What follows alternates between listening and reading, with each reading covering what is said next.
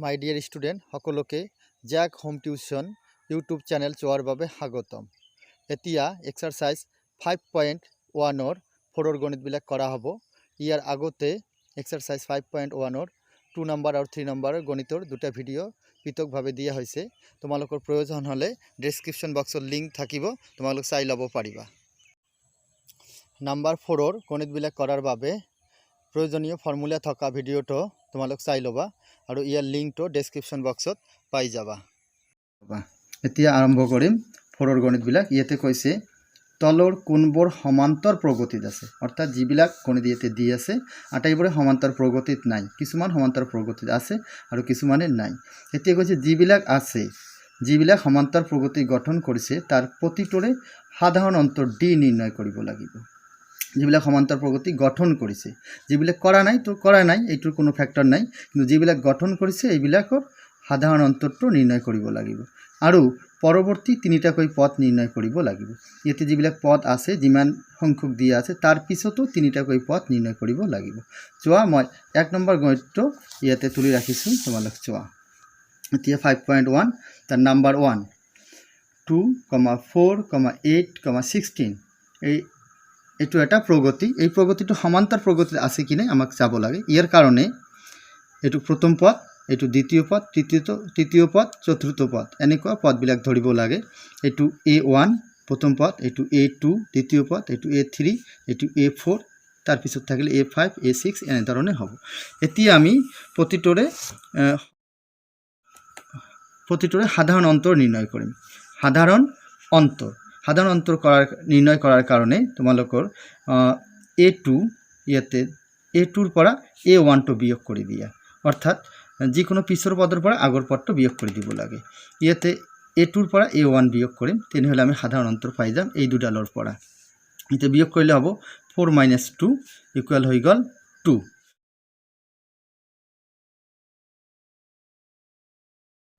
এতিয়া সাধাৰণ অন্তৰবোৰ একে হয় কি নহয় তাৰ বাবে তৃতীয় পদৰ পৰা দ্বিতীয় পদটো বিয়োগ কৰিব। এতিয়া চোৱা, এইটো দি আছে, ধৰা এইটো হ'ব A3, তৃতীয় পদৰ পৰা দ্বিতীয় পদটো বিয়োগ কৰি লগতে A2টো বিয়োগ কৰি দিয়া। A2 বিয়োগ কৰা হ'ল, বিয়োগ কৰিলে হ'ব 8 - 4 ইকুৱেল কি হ'ব, বিয়োগ কৰিলে 4 হৈ গ'ল। এতিয়া তোমালোক চোৱা, প্ৰথম যিটো অন্তৰ এইটো অন্তৰ আছিল 2 আৰু দ্বিতীয় যিটো অন্তৰ বাহিৰ কৰা হ'ল এইটো সাধাৰণ অন্তৰ আছে 4।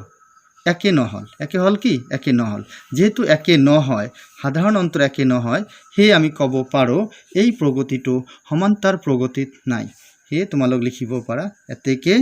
প্ৰগতিটো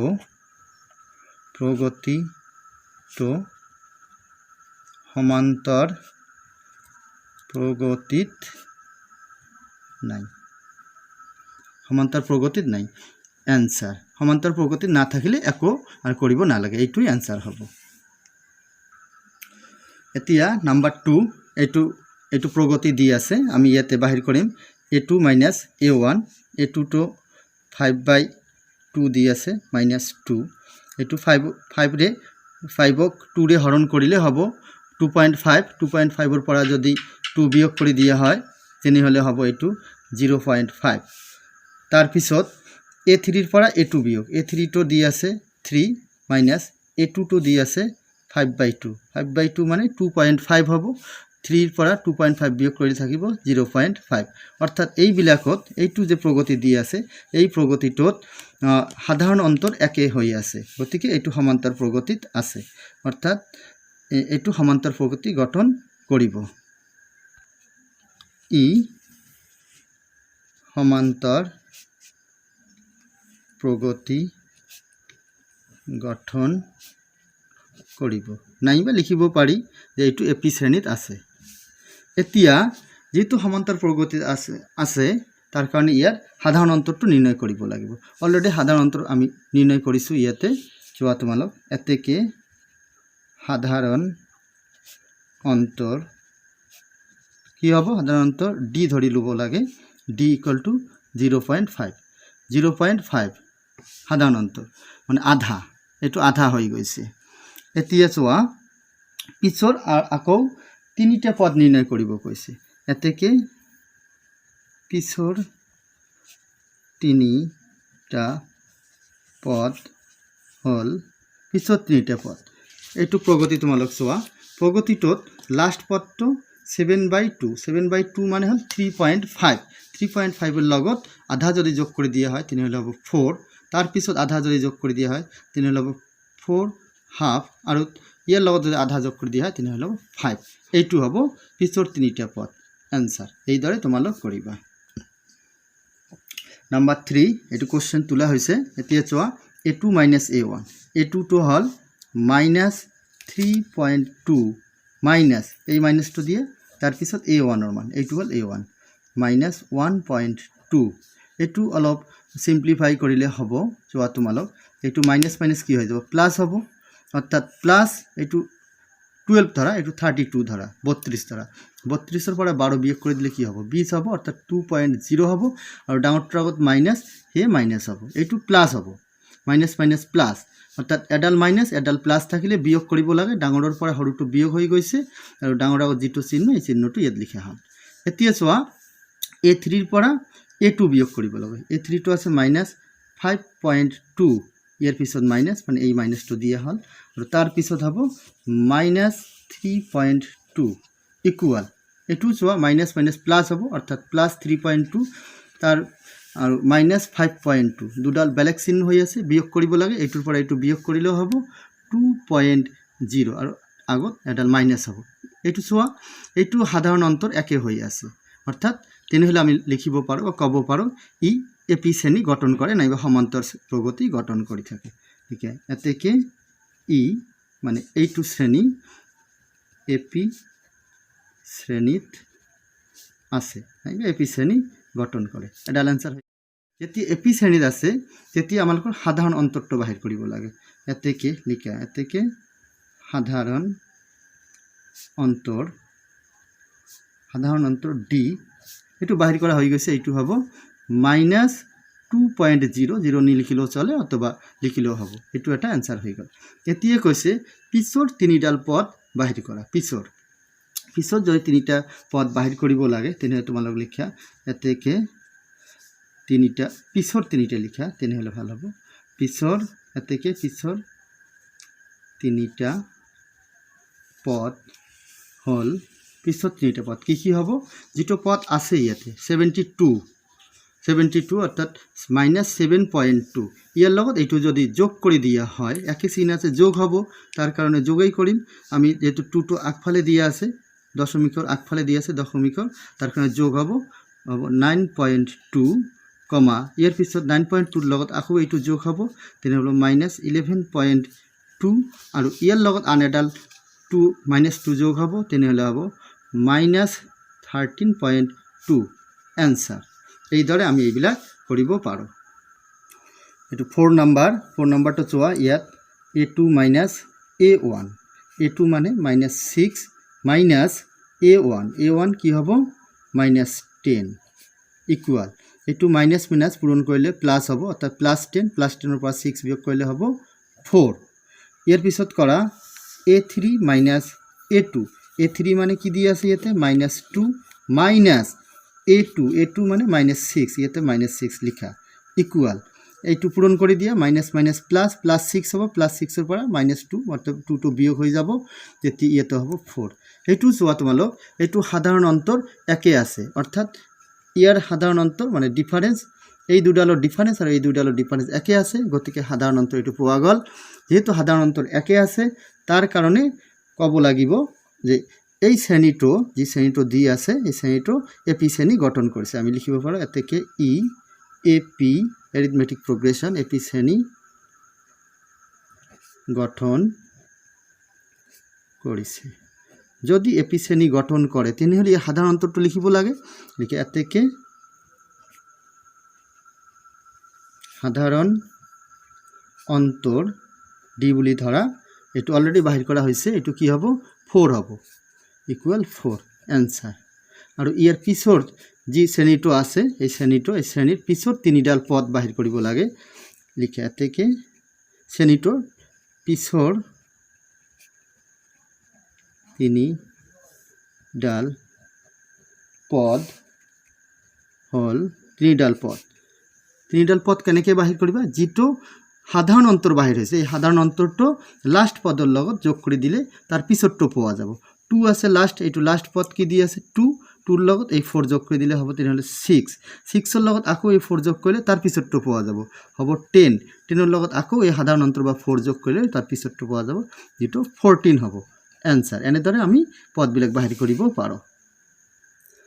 এতিয়া নাম্বাৰ 5 এৰ কোশ্চেনটো হল 3, 3 plus √2, 3 plus 2√2, 3 plus 3√2, dot dot dot এনেকৈ এডাল শ্ৰেণী দি আছে এতিয়া প্ৰমাণ কৰিব লাগে এইটো সমান্তৰ প্ৰগতি গঠন কৰিছে কি নাই প্ৰমাণ কৰাৰ কাৰণে তোমালোকৰ দ্বিতীয় পদৰ পৰা প্ৰথম পদটো ফাৰ্স্ট বিয়োগ কৰিব লাগে প্ৰথম পদটো a1 হলে দ্বিতীয় পদটো a2 হ'ব তাৰ কাৰণে a2 ৰ পৰা a1 বিয়োগ কৰি আছো চোৱা a2 তো লিখি আছো 3 প্লাস √2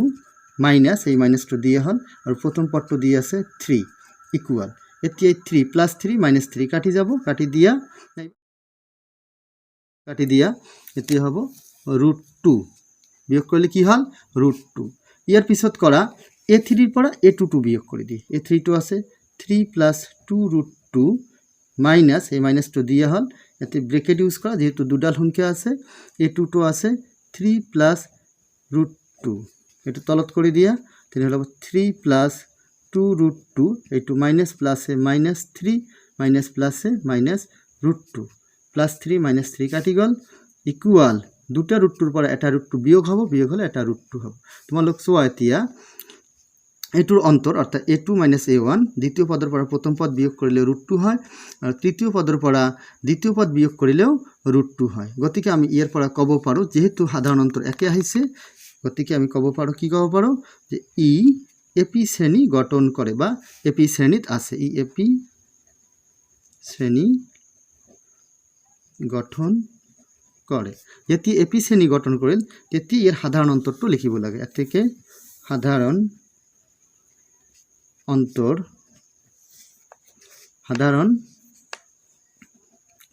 যাক ডি বুলি ধরা হয় এটু কি হবে এটু বাহির করা হয়েছে অলরেডি √2 এতে লিখিব লাগে √2 आंसर যেতিয়া √2 বাহির হয়ে গল তেতিয়া আন তিনিডাল পদ বাহির কৰিব লাগে প্ৰগতিটোৰ ঠিক এতেকে পিছৰ তিনিডাল পদ হল তিনিডাল পদ হল পিছত তিনিডাল পদ বাহিৰ কৰাৰ কাৰণে প্ৰগতিটোৰ লাস্ট যেটো পদ আছে তাৰ লগত এই √2 টো যোগ কৰি দিব লাগে তেনে যদি যোগ কৰি দিয়া হয় এটো আছিল 3 প্লাস 3√2 3√2 লগত যদি এটা √2 আৰু যোগ কৰি দিয়া হয় তেনে হ'ব 4√2 ইয়াৰ পিছত হ'ব 3 প্লাস আকৌ এটা √2 যদি ইয়াৰ লগত যোগ কৰি দিয়া হয় তেনে হ'ব 5√2 ইয়াৰ পিছত পদটো হ'ব 3 প্লাস এইটোৰ লগত যদি এই √2 টো যোগ কৰি দিয়া হয় তেনে হ'ব 6√2 आंसर এইদৰে আমি পিছত তিনিটা পদ বাহিৰ কৰিব পাৰো এটো নাম্বাৰ 6 ইয়াত পদবিলাক তোলা হৈছে প্ৰথম পদ দ্বিতীয় পদ তৃতীয় পদ আৰু চতুৰ্থ পদ ইয়াতে আমি দ্বিতীয় পদৰ পৰা প্ৰথম পদটো বিয়োগ কৰি দি আছো বিয়োগ কৰিলে হ'ব চোৱা 0.22 মাইনাস 0.2 এইটো বিয়োগ কৰিলে কি হ'ব এইটো বিয়োগ কৰা 0.22 মানে দশমিকৰ পিছত দুটা ঘর আছে ইয়াতে দশমিকের পিছত এটা ঘর এটাতে এডাল 0 ইতে ধরা তেনে হলে হব দুটা ঘর দশমিকের পিছত 20 হব 0 টো ধরিলে 20 হব ইতে কি আছে 22 আছে 22 ৰ পৰা 20 বিয়োগ কৰিলে কি হব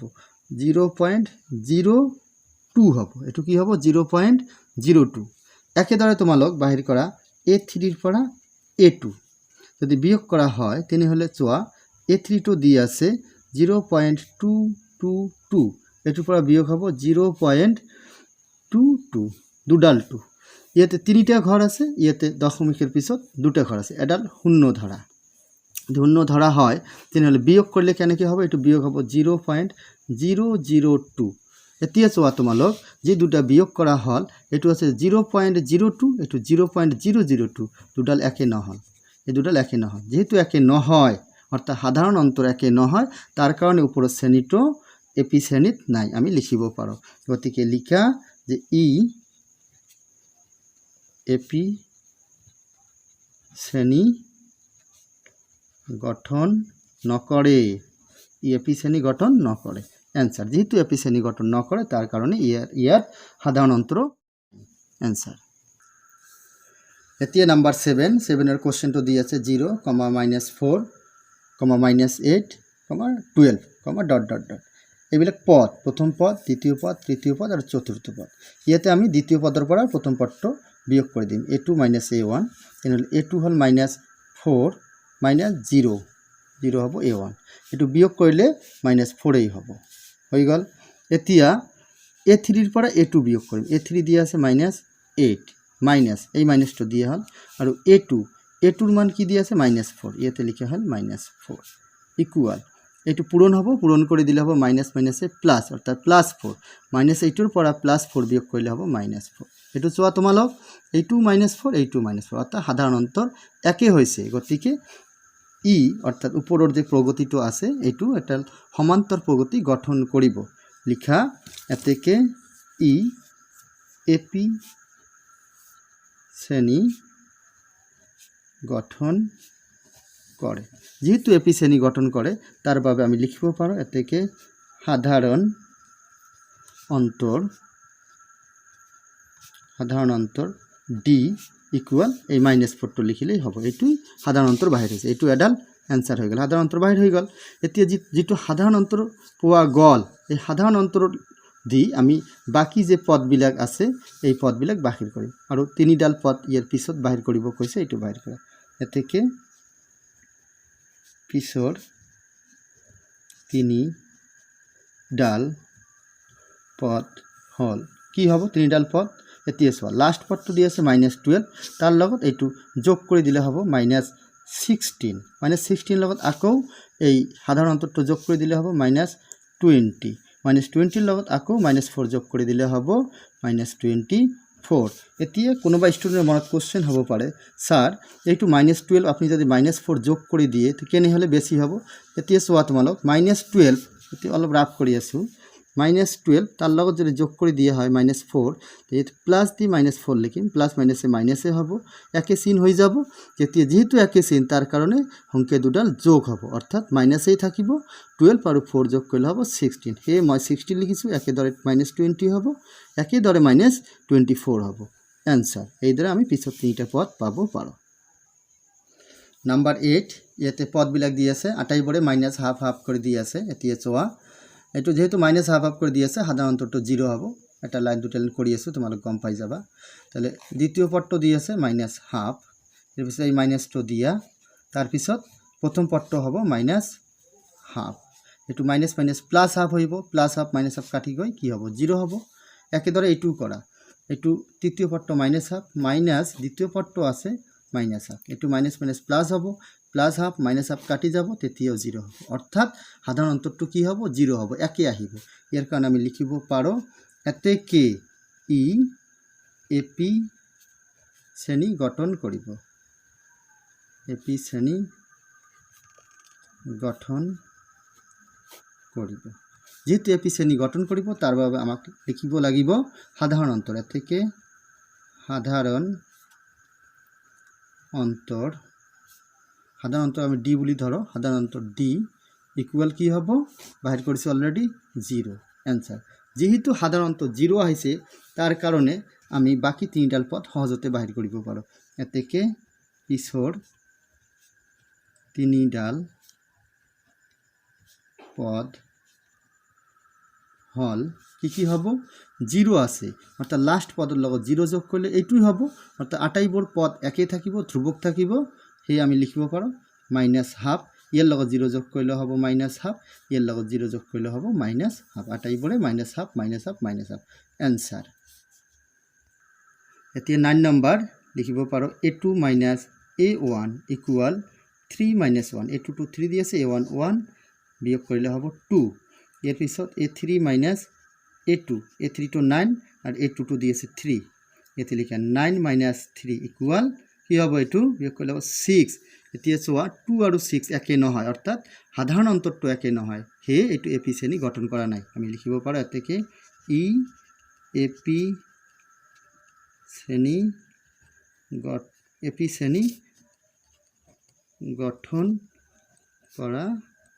নাই ই এপি শ্রেণী গঠন করা নাই आंसर যেহেতু এপি শ্রেণী গঠন করা নাই তার বাবে ইয়ার সাধারণ অন্তরও নাই এইটুই आंसर হয়।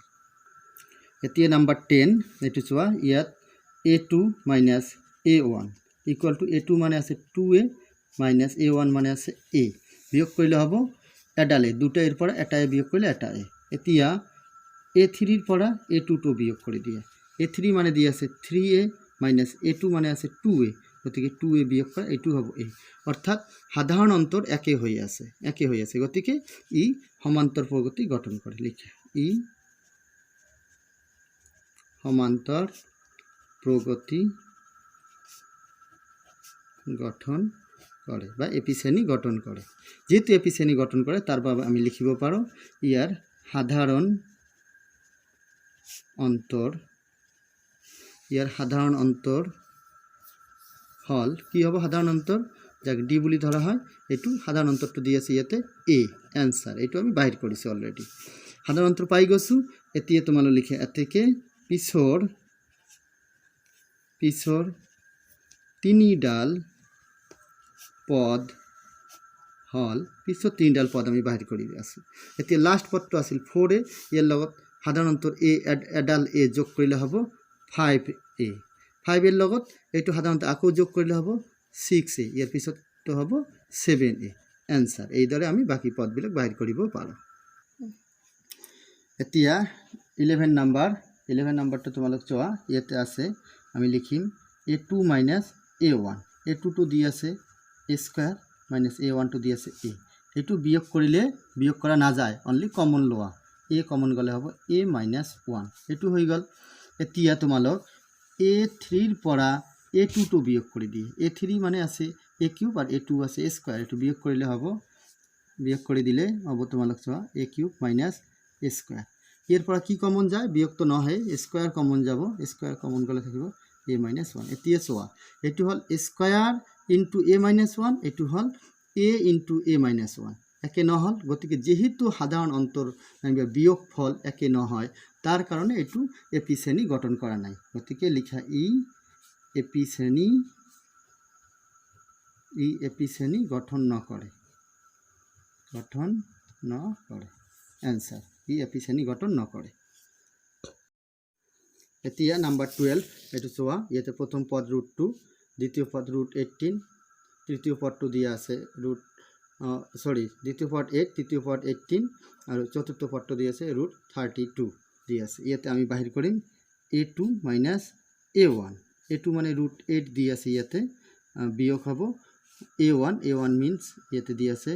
√2 এটু অলপ সিম্পলিফাই কৰা চোৱা √8 মানে হল 4 ইনটু 2 ইয়াতে লিখিব পাৰো ইয়াতে √2 এটু 4 ৰ বৰ্গমূল হৈ বাহিৰ ওলাব তেনেহলে 2 হ'ব আৰু ভিতৰত থাকিব √2 এফালে আদাল আছে √2 এতিয়া চোৱা 2 √2 ৰ পৰা এটা √2 বিয়োগ কৰি থাকিব এটা √2 অৰ্থাৎ a2 মাইনাছ a1 হৈ গল এটা √2 ইয়াৰ পিছত বাহিৰ কৰা a3 মাইনাছ a2 এটু কৰা a3 টো দিয়া আছে √18 মাইনাছ a2 টো আছে √8 এটু কৰা এটু কৰিলে হ'ব এটুক আমি লিখিব পাৰো 9 ইনটু 2 18 হৈ গল এটু তো আগত কৰি ললো একেদৰে কৰা 4 ইনটু কি হ'ব 2 হ'ব এতিয়া 9 ৰ বৰ্গমূল হৈ বাহিৰত ওলাব তেনেহলে হ'ব 3 আৰু ভিতৰত থাকিব √2 মাইনাছ 4 ৰ বৰ্গমূল হৈ বাহিৰত ওলাব হ'ব 2 ভিতৰত থাকিব 2 এতিয়া চোৱা 3 √2 মাইনাছ 2 √2 অৰ্থাৎ তিনিটা √2 ৰ পৰা দুটা √2 বিয়োগ কৰিলে হ'ব এটা √2 এটু ভাল কৰি চোৱা তোমালোক অৰ্থাৎ প্ৰথমটো হৈছে √2 দ্বিতীয়টো পোৱা গল √2 অর্থাৎ সাধারণ অন্তর একে হৈ গৈছে যেহেতু সাধারণ অন্তর একে হে এই শ্রেণীটো এপি শ্রেণী গঠন লিখা ই এপি শ্রেণীত আছে যেহেতু এপি শ্রেণীত আছে তার কারণে আমি লিখিব পাৰো এতেকে সাধাৰণ অন্তৰ ডি বুলি ধৰা হয় সাধাৰণ অন্তৰ কি হ'ব এটু বাহিৰ কৰিছো অলৰেডি √2 এনসাৰ এটা এনসাৰ পোৱা গল এতিয়া পিছৰ পদ বাহিৰ কৰিব লাগিব এতেকে পিছৰ তিনিডাল পদ হল পিছৰ তিনিডাল পদ কি হ'ব লাষ্ট পদটো দি আছিল √32 লগত এই √2 টো এড হ'ব অৰ্থাৎ √32 প্লাস √2 প্লাস √2 কমা √32 তাৰ পিছত প্লাস 2 √2 দুটা √2 যোগ হ'ব এনেকুৱা √2 দুটা যোগ হ'ব ইয়াৰ পিছতটো কি হ'ব √32 প্লাছ 3√2 এইটো অলপ সিম্পলিফাই কৰিলে তোমালোক গম পাবা √32 মানে হল কি হ'ব √32 মানে এতিয়া চোৱা মই ইয়াত কৰি আছো √32 √32 মানে হল এটো 16 * 2 কৰিব লাগে 16 টোৰ পৰা 4 বাহিৰত ওলাব অৰ্থাৎ 4√2 হ'ব এটো মানে 4√2 এটো √32 মানে 4√2 4√2 আৰু এটা √2 তেনেহলে হ'ব 5√2 কমা এটো 4√2 2√2 তেনেহলে হ'ব 6√2 আৰু এটো 4√2 প্লাস 3√2 এটো হ'ব তেতিয়া 4 আৰু 3 কৰিলে হ'ব 7√2 এনসাৰ এই দৰে তোমালোক ইয়াৰ গণিত বিলাক কৰিবা এতিয়া কথা হল অলৰেডি 12 লৈকে কৰি দিয়া হল চাৰিৰ যে গণিত বিলাক আছে তাৰ 12 লৈকে কৰি দিয়া হল আৰু 13 14 আৰু 15 তিনিডাল গণিত থাকে এই তিনিডাল গণিত তোমালোকৰ হোমৱৰ্কৰ বাবে দিয়া হল তোমালোক এইবিলাক ঘৰতে কৰিবা নোৱাৰিলে কমেন্ট বক্সত লিখি দিবা তেতিয়া হয়তো মই কৰি দিম বুজি পাইছা থ্যাংক ইউ